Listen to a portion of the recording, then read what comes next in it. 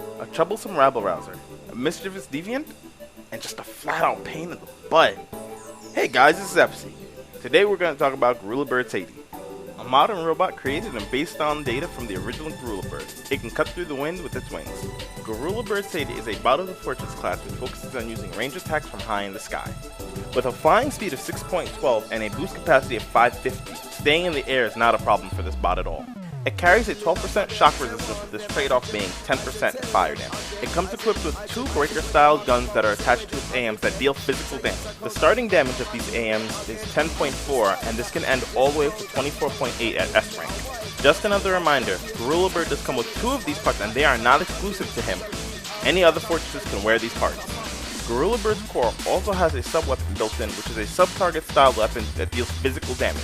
Its damage can start at 9.0 from C rank and end all the way at 17.0 at S rank. Sadie's weapons are pretty straightforward. His AMs are breaker-style weapons which are long-range rifles that deal decent damage, while his cores are lock-on style weapons which hurl projectiles of air towards his opponent, which turn into hurricanes upon making contact. Sadie's shift action, anti-gravitation, propels him upwards while granting him a parachute buff. This allows him to glide across the sky while slowly descending without the need of holding down spacebar.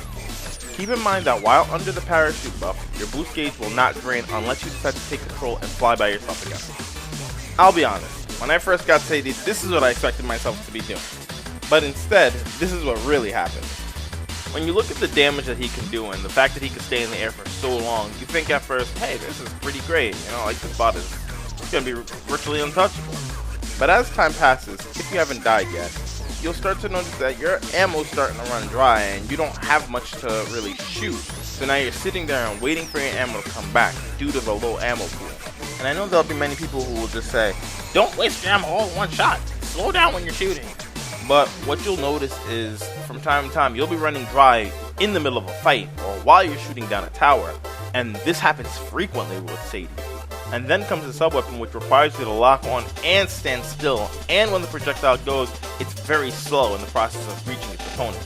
And with all this combined, it pretty much means that unless your opponent is directly under you and is unaware that you're firing this at them, they'll most likely get out of the way and be in your face before you know it. And yes, in your face before you know it. I can't say this is a weakness only to Sadie, this is a weakness that I've noticed amongst all the fortresses, and it's the fact that once an enemy gets in your face, there's no shaking them. And with Sadie's slow moving speeds in the air, this is literally death to him from either a melee opponent or a ranged opponent. Another odd thing about GarulaBird Sadie was his jump from A rank to S rank. It wasn't tough for me to get the trigger pieces for him to rank him to S rank. As a matter of fact, I had all the pieces I needed to rank him from C rank to S rank all in one fell swoop. It was simply the fact that upon going from A rank to S rank, I noticed a performance drop. And now, even though I was able to rank him up to rank S all in one shot, I decided to actually play with him from rank C to rank B to rank A, and then all the way to S. And from what I noticed from C to A, there was progress. He actually was getting better and etc. I was actually really thrilled to use him. But as soon as he hit from rank A to rank S, I noticed the growing pretty much stopped, except for his cost. His attack power jumped up by only 2 points, but his cost literally went from 30 to 61, all in that one grade. And yes, I got the boost gauge, but it literally became a hindrance to keep him in my party, and even when I did use him, it was like using a rank A bot, but with rank S cost. So where does he stand in all this? What is Sadie really used for? Literally, it took me so long to figure this out. I actually was contemplating quitting on this bot for a little bit.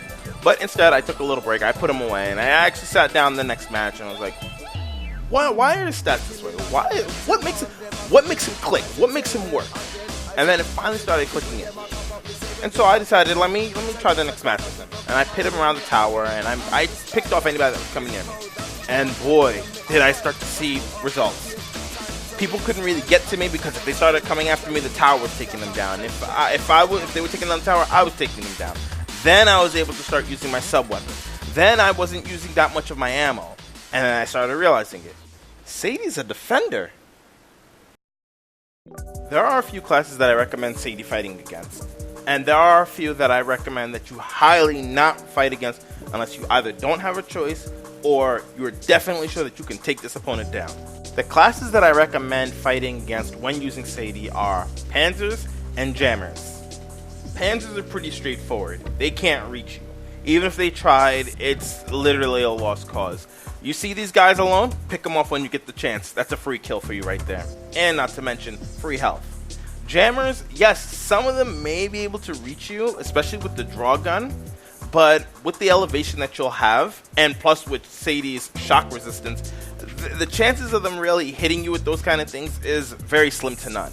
But keep in mind that when fighting a jammer class, like I mentioned before, they tend to stay around others. So only pick off jammers if you know that they're alone and you're sure that you can finish them before anybody can realize it.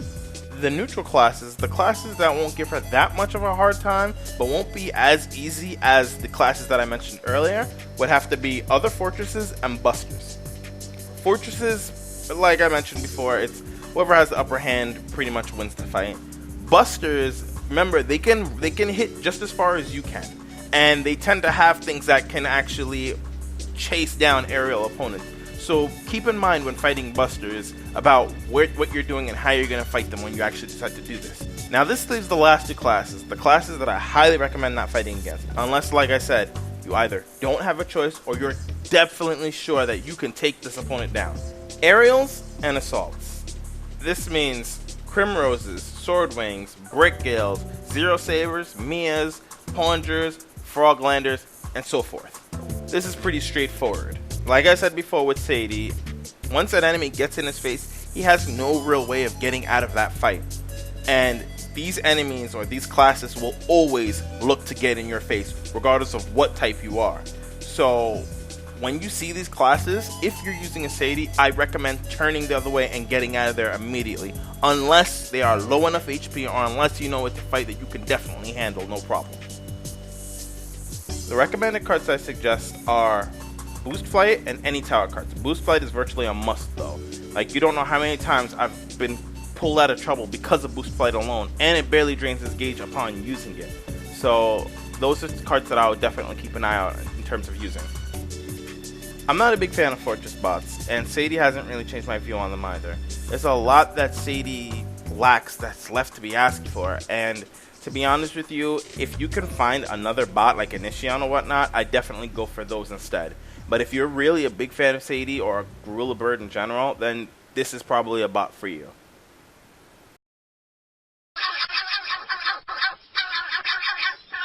Ora! Yacho kudasai!